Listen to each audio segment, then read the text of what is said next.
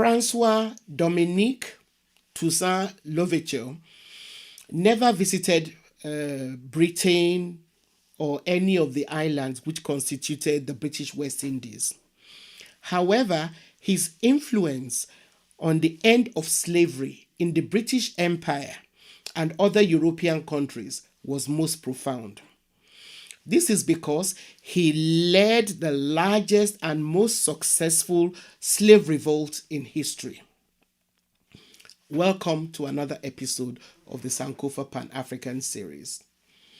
Please, if you have not yet subscribed, take a moment to do so. Thank you. François Dominique Toussaint, who later adopted the name L'Ouverture, is believed to have been born a slave around 1743 on a plantation in Saint-Domingue. Toussaint's parents were people who had been captured from Africa. Some accounts report that he was educated by a man named Pierre Baptiste, who was a free man. He also received some education from Jesuit missionaries and had medical knowledge based on African and Creole herbal medical techniques.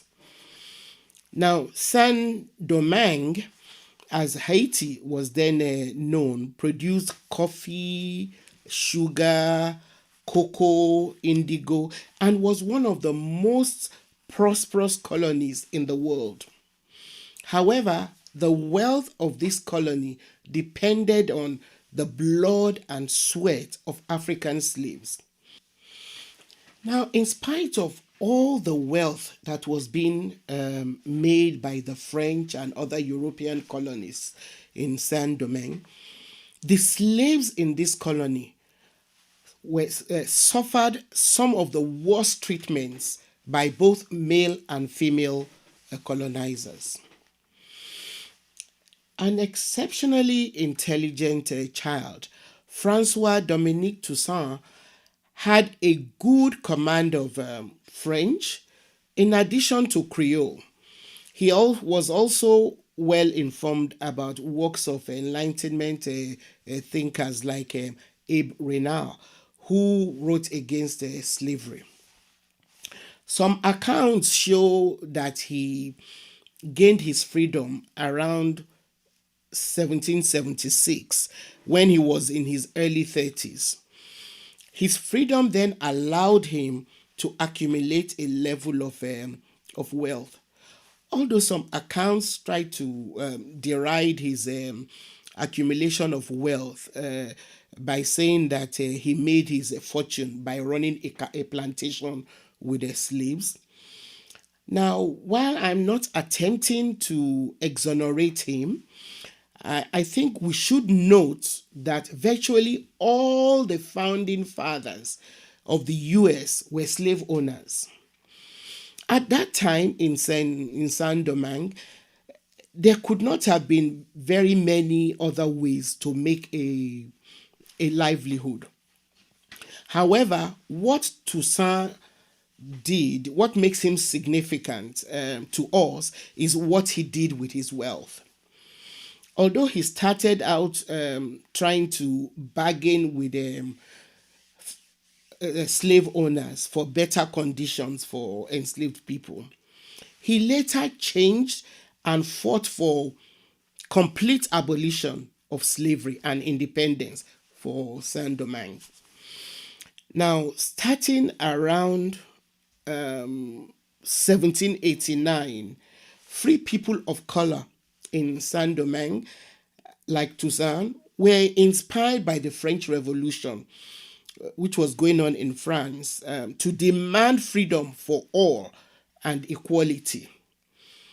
By August 1791, slaves who made up the majority of the population on the island carried out a voodoo ceremony to flag off a rebellion. Now, a few weeks after the rebellion started, Toussaint, who was a pragmatic person, joined the rebellion although by then he was already a free man. He started by serving as a doctor to the rebellious troops. And from this position, he rose to be one of the leaders of the rebellion. He rose to become a significant military leader and adopted the name L'Ouverture, which has been translated into English to mean the person who opened the way. So I think the name must have been significant for him because of what he planned to do with the rest of his life. In order to drive home his point about freedom, L'Ouverture used the same language that the revolutionaries in France were using to insist from the monarchs that they wanted to be treated with equality. So he used the same language that French revolutionaries in France used against the monarchic system to argue for the liberation of his own country.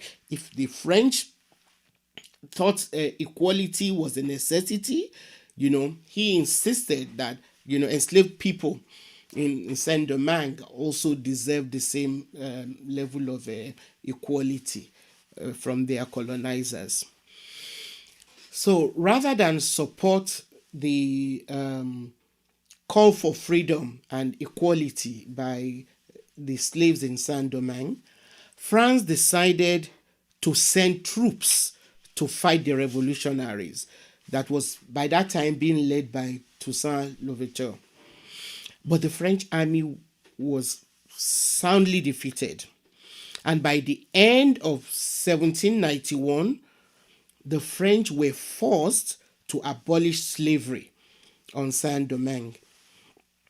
Now, since Spain, Britain, and other European countries which owned slave colonies had not yet abolished slavery at the time, Toussaint believed that the French revolutionaries in France would help him uphold the freedom that he and his people had gained in Saint-Domingue.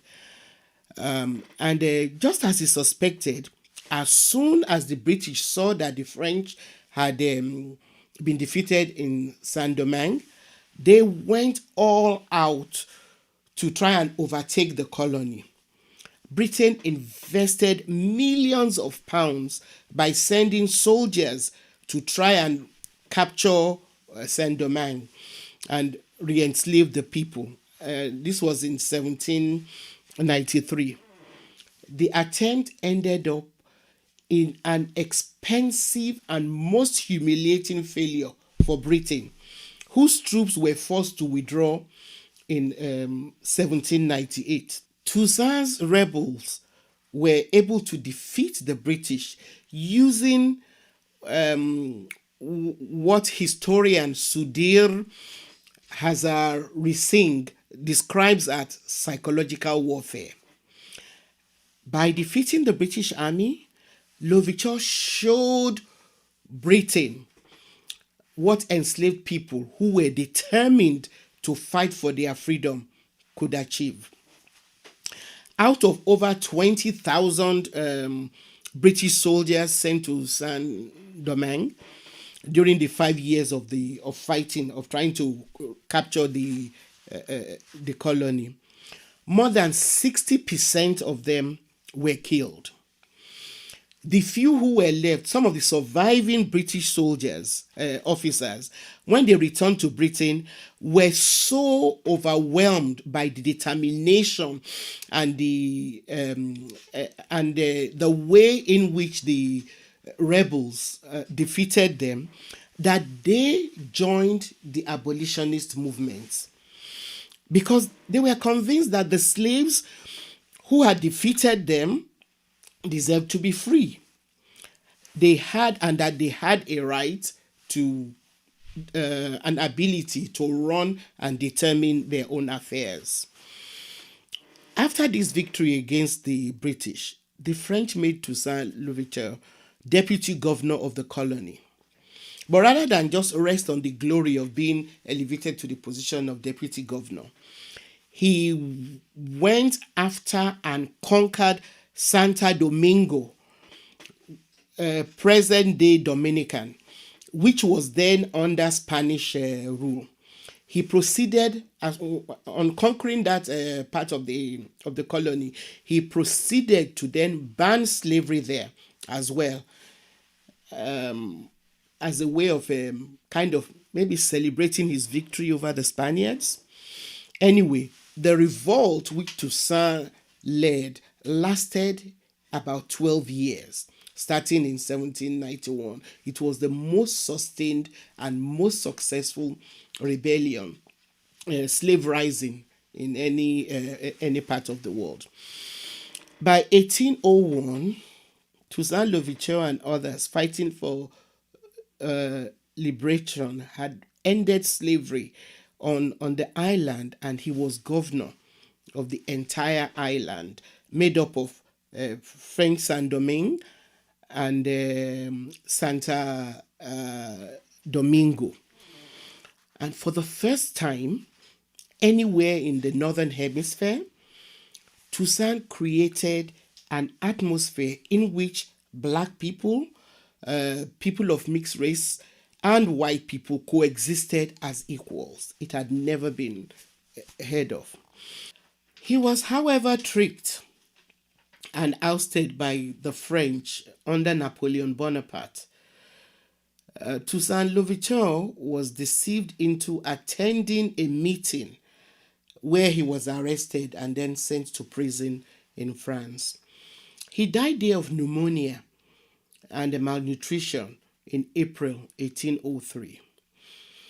However, his immortal words ring true even today. And I quote, "They have in me struck down but the trunk of the tree. The roots are many and deep. They will shoot up again." Though he died in prison, the revolt which he led had far-reaching effects. It began the transformation of the French colony of Saint-Domingue into the independent country of Haiti. He also wrote his country's first constitution. Most significantly, Toussaint Louverture's revolt undermined France as a major slave holding power. He also paved the way for Haitian independence, which allowed abolitionists in the British Parliament to defeat the arguments which had been put forward by pro-slavery politicians that if Britain abolished slavery or slave trade, then France, which was Britain's arch enemy, would take it over and become more powerful than Britain. Not long after Toussaint's death, like he had rightly predicted that others would rise, Haitian independence was attained in 1804 after the French army under Napoleon Bonaparte was thoroughly defeated by the black people in the colony.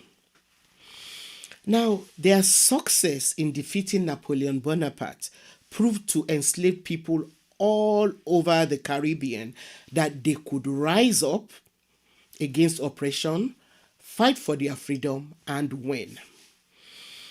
Toussaint and the people of Haiti proved to black people all over the world that they had the ability to withstand and defeat European might, even in spite of having very limited resources. I'd like to end this episode on this legendary figure with another of his famous quotes to remind us of our responsibility as Africans and people of African descent everywhere in the world.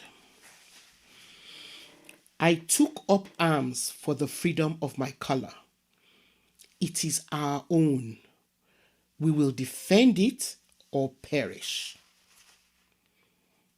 Thank you very much for being a part of this episode of the Sankofa Pan-African series. Please subscribe if you've not yet done so. Give us a thumbs up if you like our videos, and feel free to share with your friends. See you next time.